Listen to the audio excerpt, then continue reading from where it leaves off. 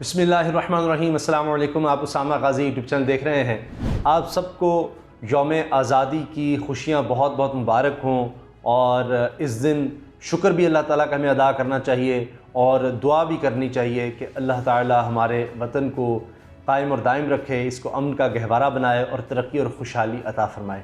तो आज के दिन जनाब आपके लिए कुछ बड़ी ख़बरें हैं जो पाकिस्तान के हवाले से बहुत ही अहम हैं। वो इसलिए कि देखिए 75 साल हो गए पाकिस्तान को बने हुए और इसमें हम एक बड़ी ख़बर ये शामिल करते हैं कि पाकिस्तान की तारीख़ में हमारे स्टेट बैंक के ज़र मुबादला के ज़खायर उस सतह पर नहीं थे जिस सतह पर इस अगस्त में आ जाएंगे।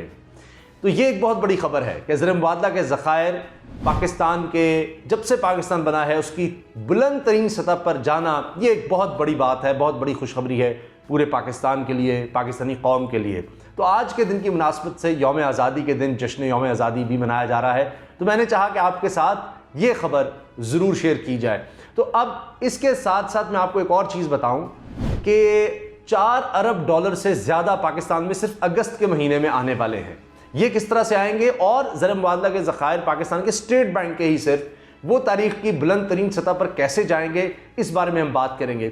साथ ही एक और डाटा आया है जो बड़ा खुश आइंद है कि पाकिस्तान में लार्ज स्केल मैन्युफैक्चरिंग का 16 साल का रिकॉर्ड टूट गया है। 16 साल के बाद पाकिस्तान ने सबसे ज़्यादा ग्रोथ देखी है लार्ज स्केल मैन्युफैक्चरिंग में। तो ये लार्ज स्केल मैन्युफैक्चरिंग में पाकिस्तान में सबसे ज़्यादा रोज़गार के मौके ये इंडस्ट्री है जो पैदा करती है। इसमें वही इंडस्ट्री शामिल है, जिस तरह से इसमें आप सबसे आम तो टेक्सटाइल को ले लें, इसके अलावा ऑटोमोबाइल सेक्टर को ले लें। बड़ी इंडस्ट्रियां जो हैं जो बड़े पैमाने पर होती हैं, जिस तरह आप स्मॉल एंड मीडियम का सुनते हैं, तो लार्ज स्केल होती है बड़ी इंडस्ट्री। इसमें सीमेंट भी है, स्टील भी है, फार्मास्यूटिकल भी है, दीगर इस तरह से इसमें इंडस्ट्रीज शामिल हैं। तो वहाँ पर 16 साल का रिकॉर्ड टूटा है। 16 साल बाद 2005 के बाद इतनी ग्रोथ देखी गई है। तो ये एक बहुत बड़ी खबर है। तो पहले हम बात कर लेते हैं कि किस तरह से पाकिस्तान के ज़र मुबादला के ज़खायर, स्टेट बैंक के ज़र मुबादला के ज़खायर तारीख़ की बुलंद तरीन सतह पर जाने वाले हैं। ये इससे पहले पाकिस्तान में 2016 में तकरीबन 19.5 अरब डॉलर पर थे स्टेट बैंक के ज़खायर, 19.5 अरब डॉलर पर।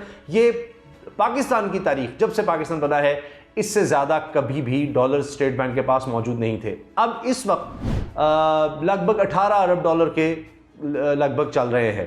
तो ये अगस्त के महीने में ही, जिसमें अब तकरीबन 2 हफ्ते रह गए हैं इसके ख़त्म होने में, तो ये कैसे चले जाएंगे 20 अरब डॉलर से ज़्यादा, ये मैं आपको बताऊंगा कि 18 अरब डॉलर हैं, 19.5 अरब डॉलर का रिकॉर्ड है, तो 20 अरब डॉलर से ज़्यादा किस तरह हो जाएंगे। तो जनाब इसके लिए मैं हवाला देता हूँ आपको स्टेट बैंक के गवर्नर रज़ा बाक़िर का। उन्होंने एक प्रेस कॉन्फ्रेंस की है हाल ही में, उसमें उन्होंने ये सब बता दिया है कि इंशाअल्लाह पाकिस्तान के ज़र मुबादला के ज़खायर अब तारीख़ की बुलंद तरीन सतह पर जाने वाले हैं। और इसमें डेट आप नोट कर लीजिए, 23 अगस्त की है। 23 अगस्त को IMF की तरफ से पाकिस्तान को 2.77 अरब डॉलर मिलने वाले हैं। ये सपोर्ट प्रोग्राम है, ये दुनिया भर के लिए लाया गया है। IMF की तरफ से 600 अरब डॉलर से ज़्यादा दिए जा रहे हैं, तो उसमें पाकिस्तान को 2.77 अरब डॉलर मिलेंगे। इसके साथ कोई शराइत अटैच नहीं है, कोई ये उस तरह से कर्ज नहीं है, कोई इस पर सूद नहीं है, कुछ नहीं, ये सपोर्ट के लिए हैं। और चूंकि पूरी दुनिया में वबा है तो उस हवाले से फंड दिया जा रहा है। तो ये जब फंड मिलेगा तो पाकिस्तान के ज़र मुबादला के ज़खायर, जो मैंने आपसे अर्ज़ किया कि 18 अरब डॉलर के लगभग है, ये 20 अरब डॉलर को आसानी से क्रॉस कर जाएंगे। इससे पाकिस्तान को बहुत ज़्यादा फ़ायदा होगा। ना सिर्फ ये कि आप देख रहे हैं आप पाकिस्तान में इंपोर्ट ज़्यादा हो रही है क्योंकि पाकिस्तान ग्रोथ की तरफ जा रहा है। तो पाकिस्तान की मईशत का जब पहिया चल रहा है तो उसमें ज़ाहिर है कि फिर आपको और ज़्यादा चीज़ों की ज़रूरत पड़ती है, तो उसकी सपोर्ट के लिए ये डॉलर्स बहुत ज़्यादा अहम हो जाएंगे। इसके साथ साथ आप ये देखिए कि पाकिस्तान में अब स्टेट बैंक के गवर्नर ने ही कहा है कि 4 से 5% की ग्रोथ होगी। 4 से 5% ग्रोथ इंशाअल्लाह हम देखेंगे, माशी ग्रोथ, जो कि हम देख रहे थे कि माइनस में चली गई थी, 0.5% मनफी हो गई थी साल पहले। तो अब देखिए कि वो एक साल के अंदर अंदर 4% पे आई। तो अब इंशाल्लाह ये 4% से ज़्यादा नहीं 5%, जिस पर हम देखते हैं कि नून लीग सबसे ज़्यादा जो क्रेडिट लेती है कि जी हमारे दौर में 5% तक ग्रोथ हो गई थी, जिसके बारे में स्टेट बैंक के गवर्नर ने कहा है कि वो सस्टेनेबल नहीं थी, वो मसनूई थी, वो ठीक नहीं थी। यानी हम बाहर से चीज़ें खरीदते जा रहे हैं ہم کچھ بنا اس طرح نہیں رہے, ایکسپورٹ اورینٹڈ نہیں تھی, ہمارا قرض بڑھتا چلا جا رہا تھا, ہمارے پاس ڈالرز کی کمی ہوتی چلی جا رہی تھی, تو وہ تو تباہی کی طرف تھا. لیکن اس دفعہ رضا باقر کا کہنا ہے کہ ہمارے جتنے اشاریے مثبت ہیں اور نظر آ رہا ہے کہ پاکستان ایک مضبوط بنیاد پر کھڑا ہو کر معاشی گروتھ کی طرف جا رہا ہے. یہ مصنوعی گروتھ نہیں, یہ معاشی گروتھ اسٹرانگ فوٹنگ پر ہے, ایکچوئل ہے. اس کی وجہ یہی بتائی جا رہی ہے کہ جس طرح آپ نے دیکھا کہ لارج اسکیل مینوفیکچرنگ کا میں نے آپ سے عرض کیا, اس کا میں آپ سے ڈیٹا بھی شیئر کر دیتا ہوں. تو اس بنیاد پر کہا جا رہا ہے کہ پاکستان میں یہ ترقی بڑی تیزی سے ہونے والی ہے, اور 5% جائے گی اگر اس سال 21-22 میں چلی جاتی ہے تو یہ بہت بڑی اچیومنٹ ہوگی, اور انشاءاللہ امید ہے کہ پھر اگلے سال اس سے بھی زیادہ پاکستان ترقی کرے گا. تو زر مبادلہ کے ذخائر کا اوپر جانا, لارج اسکیل مینوفیکچرنگ کا ریکارڈ بنانا, یہ سب بہت اہم ہے. اچھا, $4.5 ارب تک کا قرض جو مل رہا ہے پاکستان کو اسی مہینے میں, اس کے بارے میں آپ کو بتا دیتا ہوں کہ IMF کا میں نے آپ سے عرض کر دیا $2.77 ارب. اس کے علاوہ ورلڈ بینک سے قرض مل رہا ہے اسی حوالے سے کہ پاکستان وبا سے بہتر طریقے سے نمٹ سکے, پاکستان کی معیشت جو ہے ظاہر ہے کہ اس کو دھچکا لگا, اس سے نمٹ سکے, اور اسی طرح سے ایشین ڈیولپمنٹ بینک کی طرف سے بھی مل رہے ہیں. تو یہ جب ملیں گے تو پاکستان کی معیشت کو بھی اس سے سہارا ملے گا, پاکستان کے زر مبادلہ کو بھی سہارا ملے گا, اور شاید ایک مہینے کے اندر کم ہی ہوا ہوگا کہ پاکستان میں اس طرح سے $4.5 ارب ایک دم آ جائیں. تو انشاءاللہ اس سے ایک جو آؤٹ لک ہوتی ہے کسی معیشت کی وہ بھی بڑی پازیٹیو ہو جاتی ہے, اور پاکستان کی ساکھ, پاکستان کی معاشی ساکھ, پاکستان کے ریزروز کے حوالے سے یہ ایک بہت زیادہ زبردست ہو جاتی ہے کہ اچھا کہ اس ملک کے پاس اتنے ریزروز ہیں, تو ایک سائیکولوجیکلی بھی اس کا بہت زیادہ امپیکٹ ہوتا ہے آپ کی معیشت میں امپورٹ کے لحاظ سے. اب ایک چیز ضرور ہے کہ ایکسپورٹ کی طرف جانا ہے. ابھی لارج اسکیل مینوفیکچرنگ کی جب میں ڈیٹیل پڑھ رہا تھا تو اس میں ایک خاص بات یہ تھی کہ 16 سال کا تو چلے ریکارڈ بنا ہے, لیکن اس میں ایک چیز یہ ہے کہ ابھی بھی ہمیں ایکسپورٹ کے حوالے سے اس میں اتنی لارج اسکیل مینوفیکچرنگ کی ایکسپورٹ میں, یعنی ٹیکسٹائل تو ہے ہی ہے, مگر اس کے علاوہ اگر ہم دیکھیں آٹو موبائل سیکٹر میں ہے, تو باقی سیکٹرز میں اتنی زیادہ گروتھ نہیں ہے جو ایکسپورٹ کے ہوں.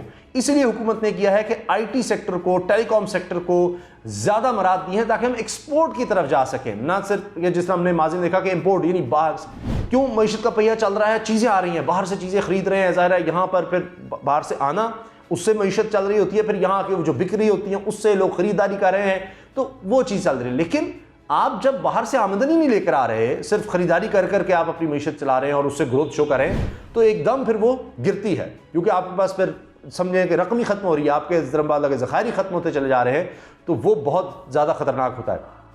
تو لہٰذا ایکسپورٹس کو بڑھانا ہے, یہ اچھی بات ہے کہ ابھی آپ دیکھ رہے ہیں کہ جی آٹو موبائل سیکٹر ہے, فوڈز میں, کنسٹرکشن سیکٹر میں, اور اس کے ساتھ جڑے ہوئے جس طرح سیمنٹ اور اسٹیل ہے, ان میں گروتھ دیکھی گئی ہے. تو زیادہ تو ہم نے دیکھی ہے, جو اصل ہے وہ ہماری ٹیکسٹائل ہی ہے, اس کی گروتھ ہے.